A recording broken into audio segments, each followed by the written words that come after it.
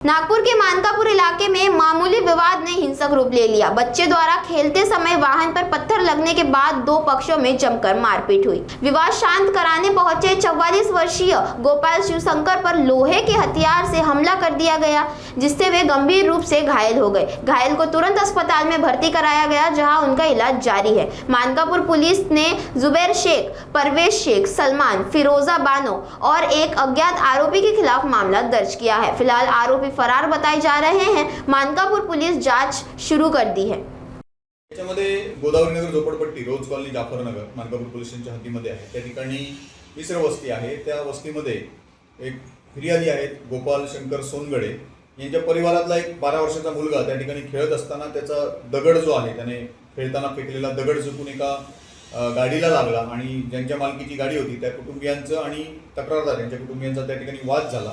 या वादामध्ये जुबैर शेख, परवेज शेख, सलमान वगैरे जे आरोपी आहेत या आरोपींनी यातील फिर्यादींना दगडाने आणि फायटरने मारहाण केली। त्याबाबत त्यांनी पोलीस स्टेशनला आल्यानंतर तक्रार दिल्यानंतर आपण त्यांना वैद्यकीय तपासणी करून त्यानंतर FIR नंबर 164/2026 भारतीय न्याय संहिता कलम 296, 118(1) आणि इतर कलमानुसार त्याचप्रमाणे राईटच्या कलमानुसार गुन्हा दाखल केलेला आहे। याच्यामध्ये आरोपी सध्या फरार आहेत। आरोपींचा शोध सुरू आहे आणि पुढील तपास देखील सुरू आहे।